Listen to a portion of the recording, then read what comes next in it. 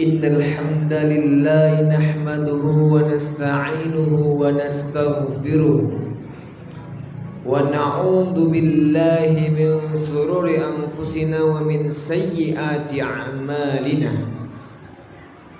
May yahdihillahu fala mudilla lahu wa may yudlilhu falan tajida lahu waliyyan mursyida. Asyhadu an la ilaha illallah wahdahu la syarika lah wa asyhadu anna sayyidana wa maulana Muhammadan abduhu wa rasuluh la nabiyya wa rasula ba'dah. Allahumma fassalli wa sallim wa barik ala sayyidina Muhammad wa ala ali sayyidina Muhammad. Faya ayyuhal hadirun ittaqullaha haqqa tuqatih wa la tamutunna illa wa antum muslimun. Qala Allah ta'ala fil Qur'anil Karim ba'da a'udzu billahi minasy syaithanir rajim. Bismillahirrahmanirrahim. Wal 'ashr innal insana lafi khusr illa alladhina amanu wa 'amilus solihati wa tawassaw bil haqq wa tawassaw bis sabr. Ma'asyiral muslimin, hadirin sidang jemaah Jumat ahibati fillah rahimani wa rahimakumullah. Alhamdulillah, segala bentuk rasa syukur senantiasa kita haturkan atas segala rahmat dan nikmat yang telah Allah berikan kepada kita.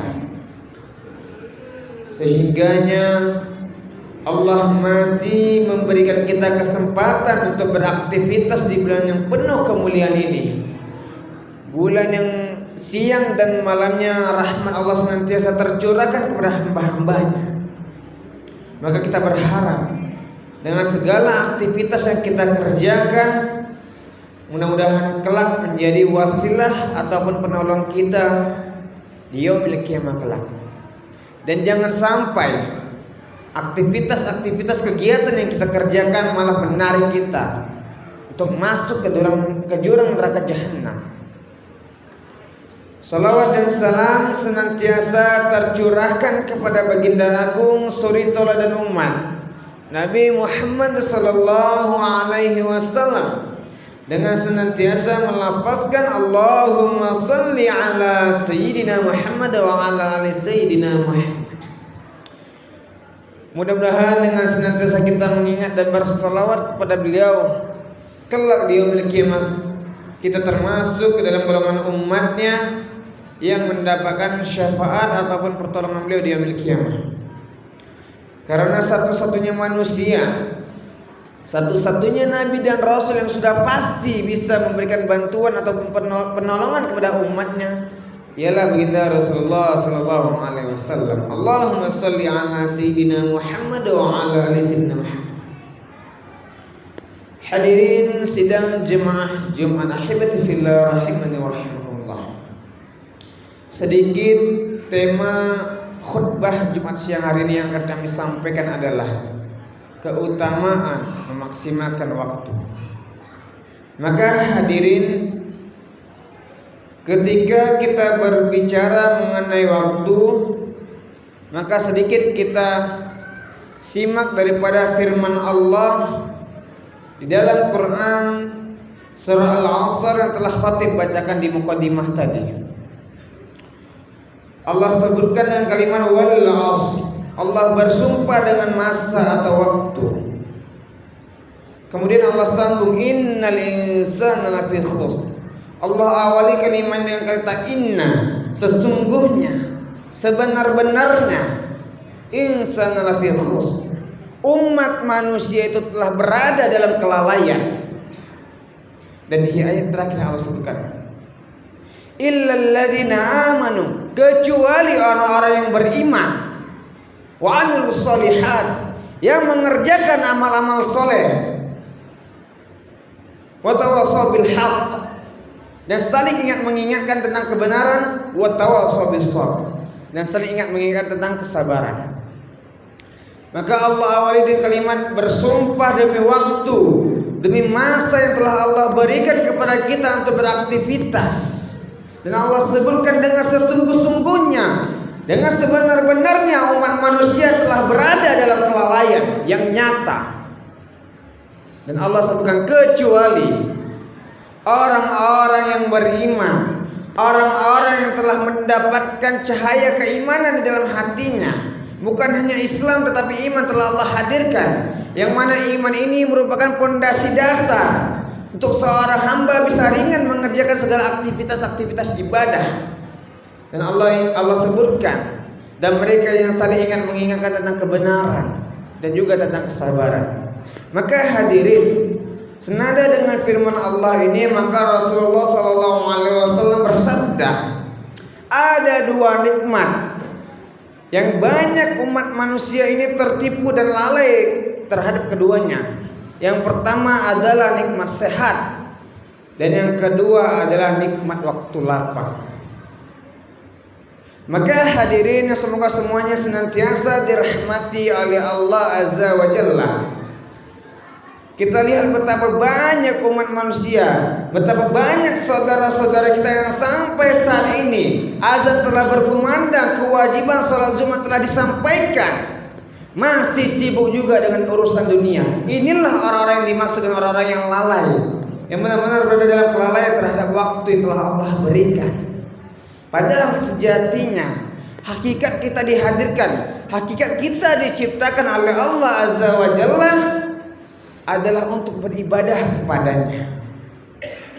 Adalah untuk beribadah kepadanya. Dengan ibadah yang kita kerjakan, kemudian akan hadirlah pahala-pahala kebaikan bagi kita, yang mana pahala-pahala ini akan menjadi sumber-sumber kebaikan dalam segala aktivitas kita, dan pahala ini akan menjadi bekal-bekal kita untuk kembali ke kampung halaman kita, syurganya Allah Azza wa Jalla dengan selamat. Hadirin, maka hadirin, Rasulullah SAW kemudian mewasiatkan kepada kita umatnya tentang menjaga 5 perkara sebelum datangnya 5 perkara. Hadirin, untuk mengimplementasikan bahwa kita benar-benar ingin memaksimalkan waktu, benar-benar tidak menyia-nyiakan waktu yang telah Allah berikan kepada kita, maka Rasulullah SAW mewasiatkan kepada kita 5 perkara.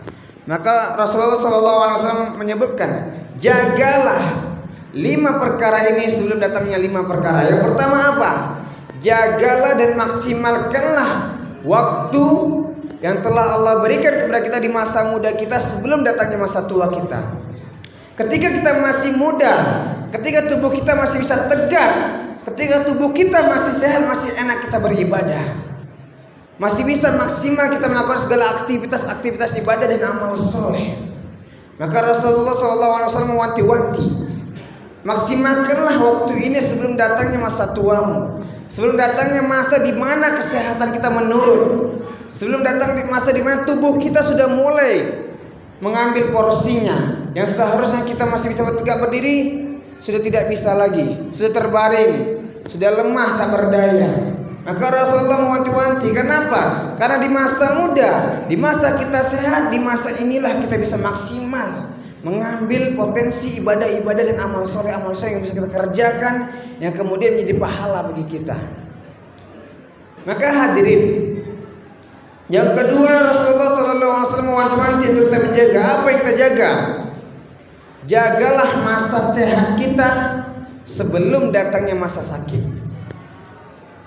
Ketika tubuh kita masih sehat, baik kita tua ataupun muda, tetapi masih sehat kita, masih bisa kita tegak berdiri menghadap Allah Azza wa Jalla, untuk bisa melaksanakan sholat, untuk bisa melaksanakan aktivitas-aktivitas ibadah, maka jagalah masa ini sebelum pada saatnya Allah ambil nikmat sehat itu, sebelum datangnya masa sakit. Kalau kita sudah sakit, sudah tidak bisa berbuat apa-apa lagi, maka akan sedikit potensi pahala kebaikan yang bisa kita dapat. Hadirin, padahal di dalam kehidupan kita amat sangat butuh pahala ini untuk menjadi bekal kita kelak pulang pada Allah Azza wa Jalla dan kembali ke surganya Allah Azza wa Jalla dengan selamat.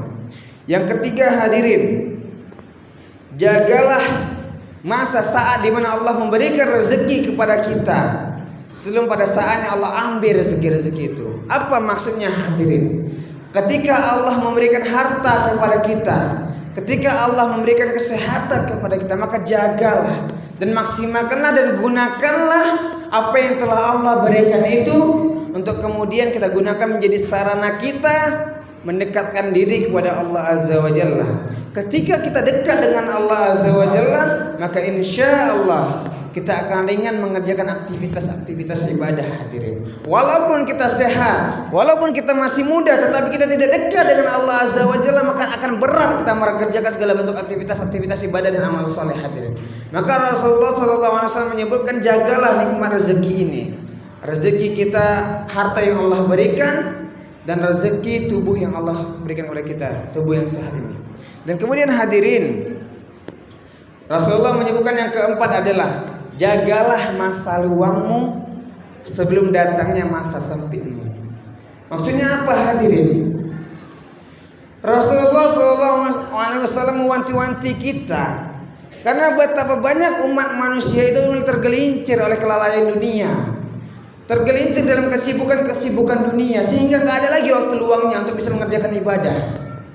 Maka ini merupakan suatu kenikmatan dari Allah Azza wa Jalla bagi kita ketika kita masih bisa melaksanakan aktivitas-aktivitas ibadah, ketika kita masih bisa melaksanakan aktivitas-aktivitas amal soleh, dan merupakan suatu kenikmatan dari Allah Azza wa Jalla ketika kita masih bisa melapangkan waktu kita untuk beribadah dan amal soleh hadirin. Karena nikmat ini tidak semua umat manusia dapatkan hadirin.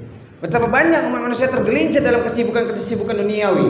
Padahal Allah sebutkan dalam Al-Quran, wa mal hayatud dunya illa mata'ul ghurur. Sesungguhnya kehidupan yang Allah berikan di dalam dunia ini adalah suatu kesenangan yang sangat-sangat menipu.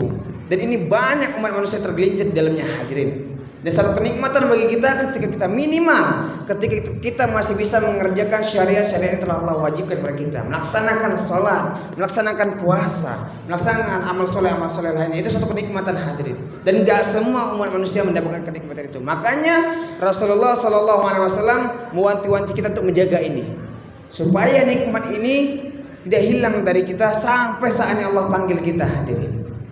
Dan yang terakhir hadirin, Rasulullah SAW mewanti-wanti untuk kita menjaga masa hidup kita sebelum pada akhirnya kita wafat hadirin. Kullun nafsin dha'iqatul maut, Allah sebutkan, setiap yang bernyawa pasti akan merasakan mati. Tidak peduli dia tua atau muda, tidak peduli dia sehat atau sakit, tidak peduli dia kaya atau miskin, tidak peduli dia pejabat atau rakyat, tidak peduli dia ulama atau umara, semuanya akan mati. Maka Rasulullah SAW mewanti-wanti kita untuk menjaga hidup ini hadirin.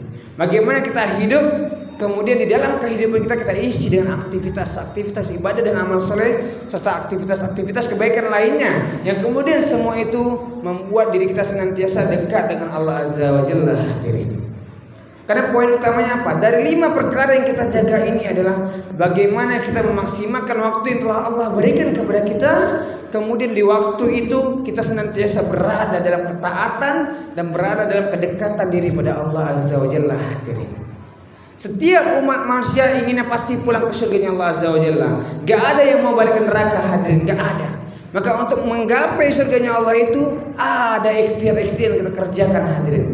Makanya di dalam 5 perkara tadi yang sangat sentral berhubungan dengan kehidupan kita ini harus kita jaga benar-benar dan kita maksimalkan waktu yang telah Allah berikan kepada kita untuk senantiasa kita berada dalam ketaatan dan kedekatan diri kepada Allah Azza wa Jalla. Dekat dengan Allah, kalau bahasa Quran itu takwa hadirin. Makanya senantiasa Allah sebutkan dengan kalimat iman kemudian takwa. Maksudnya apa? Iman yang tadi kami sebutkan merupakan pondasi atau landasan dasar seorang hamba Allah untuk bisa ringan mengerjakan ibadah-ibadah dan amal soleh. Maka setelah dia mengerjakan itu, karena imannya akan timbul keikhlasan di dalam hatinya, maka akan hadir kedekatan diri kepada Allah Azza wa Jalla. Ketika kita dekat dengan Allah Azza wa Jalla, maka akan hadir rahmat dan hidayah dari Allah Azza wa Jalla bagi kita, yang kemudian berbentuk hidayah kebaikan-kebaikan di dalam diri kita, terbersih di dalam hati kita untuk senantiasa berbuat amal soleh dan kebaikan-kebaikan serta amal ibadah lainnya. yang insya Allah inilah semua yang akan menjadi salah satu sarana, salah satu kendaraan kita untuk bisa kembali ke kampung halaman kita, surganya Allah Azza wa Jalla dengan selamat. Hadirin, mudah-mudahan Allah senantiasa menjaga dan mengistiqomahkan kita dalam menjaga waktu yang telah Allah berikan. Dan semoga kita bisa senantiasa memaksimalkan setiap waktu yang telah Allah berikan untuk kita isi dengan aktivitas ibadah dan amal soleh. Kemudian kita rasakan kehadiran dan kedekatan diri kita kepada Allah Azza wa Jalla. Barakallahu li lakum fil Qur'anil azim wa nafa'ani wa iyyakum bima fihi minal ayati wa dzikril hakim. Aku qouli hadza fastaghfiruhu innahu huwal ghafurur rahim. Allah